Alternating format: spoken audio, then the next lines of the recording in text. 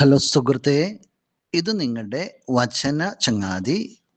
ഇന്ന് ജൂൺ 21 ഞായർ.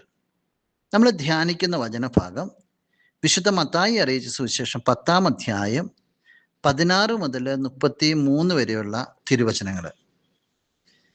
ഈശോ തൻ്റെ ശിഷ്യന്മാരെ അയക്കുകയാണ്. അയക്കുമ്പോൾ ഈശോ പറയുന്ന ഒരു കാര്യമാണ്, ചെന്നായ്ക്കളുടെ ഇടയിലേക്ക് ചെമ്മരിയാടുകളെ എന്ന പോലെ ഞാൻ നിങ്ങളെ അയക്കുന്നു. ചെന്നായ്ക്കള്, ഇവിടെ ചെമ്മരിയാടുകള്. അപ്പൊ അത്ര സുഗമമായ ഒരു കാര്യത്തിന് വേണ്ടി അയക്കുന്നത് ശത്രുക്കളുടെ ഇടയിലേക്ക്, കടിച്ചു കീറാനായിട്ട് നിൽക്കുന്ന ആളുകളുടെ ഇടയിലേക്കാണ് ഈശോ വിടുക. ഈശോ വിടുമ്പോൾ 2 കാര്യങ്ങളാണ് ശ്രദ്ധിക്കാൻ പറഞ്ഞിരിക്കുക: സർപ്പങ്ങളുടെ വിവേകം, പ്രാവിന്റെ നിഷ്കളങ്കത. വിവേകത്തോടു കൂടി പോകണം. അത് പരിശുദ്ധാത്മാവ് നൽകുന്ന ഒന്ന്. ആത്മാവിനെ കൂട്ടുപിടിച്ചാൽ മതി. നിഷ്കളങ്കത, ഹൃദയ നൈർമല്യം, ശിശുവിന്റെ മനോഭാവം. കാപട്യം ഉണ്ടാകത്തില്ല. കാരണം നീ ക്രിസ്തുവിനെ കൊണ്ട് പോവുക, ക്രിസ്തുവിന് പകരം നിൽക്കുന്നത്. അപ്പൊ ക്രിസ്തുവിന് പ്രവർത്തിക്കാൻ തക്ക രീതിയിൽ ഹൃദയം ശുദ്ധമായിരിക്കണം. അതേസമയം നീ വിവേകം പുലർത്തണം. പിന്നീട് ഈശോ പറയുക, പലയിടങ്ങളിലേക്ക് കൊണ്ടുപോക്കപ്പെടും എന്നുള്ളതാ. ചെന്നായ്ക്കളുടെ കാര്യം പറഞ്ഞല്ലോ.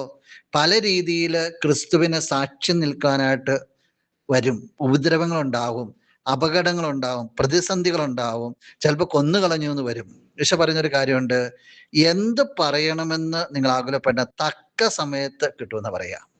എന്ന് വെച്ച് കഴിഞ്ഞാൽ നിങ്ങൾ പോകുമ്പോൾ ക്രിസ്തു കൂടെയുണ്ട്. തക്ക സമയത്ത് ക്രിസ്തു ഇടപെടും.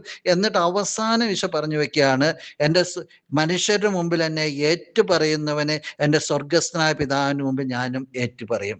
ഏറ്റുപറയുക എന്ന് പറഞ്ഞു കഴിഞ്ഞാൽ, ഇങ്ങനെ പ്രതിസന്ധികൾ ഉണ്ടാകുമ്പോൾ, ജീവിതം വരെ നഷ്ടപ്പെടുന്ന അവസ്ഥ വരുമ്പോൾ, ഞാനൊരു ക്രിസ്തുവിനെ കണ്ടിട്ടുണ്ട്, ഞാൻ ക്രിസ്തുവിൻ്റെ കൂട്ടത്തിലാണെന്ന് ചങ്കൂറ്റത്തോടു കൂടി പറയാനും പ്രഖ്യാപിക്കാനുള്ള ഒരു കരുത്ത. സുഹൃത്ത്, നീ നിന്റെ ജീവിത സാഹചര്യങ്ങളിലേക്കൊന്ന് നോക്കിക്കേ. ഈശോ ശിഷ്യന്മാരെ വിട്ടത് അങ്ങനെയാ. എത്രമാത്രം കരുത്തോടും ചങ്കൂറ്റത്തോടും കൂടി നീ നിന്റെ ക്രിസ്തുവിനെ പ്രഘോഷിക്കുന്നുണ്ട്.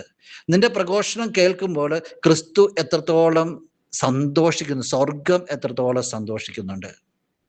ക്രിസ്തുവിനെ ഉള്ളിൽ വഹിച്ചുകൊണ്ട് നടന്നാല്, വിവേകം പുലർത്തിക്കഴിഞ്ഞാല് ക്രിസ്തു നമ്മുടെ കൂടെ ഉണ്ടാവും. അവന് വേണ്ടി സാക്ഷ്യം വഹിക്കാൻ തീർച്ചയായിട്ടും നിനക്ക് സാധിക്കും. നമുക്ക് പ്രാർത്ഥിക്കാം. എൻ്റെ സ്വർഗീയ ചങ്ങാതി, എന്നെ കേൾക്കുന്ന ഈ ചങ്ങാതിയെ സമർപ്പിക്കുകയാണ്. ജീവിതത്തിൽ ഇടം വലം തിരിയാതെ നിനക്ക് വേണ്ടി നിലയുറപ്പിക്കുവാനായിട്ട്, നിന്നെ മഹത്വപ്പെടുത്തുവാനായിട്ട് എൻ്റെ ചങ്ങാതിയെ സഹായിക്കണമേ. ആമേൻ.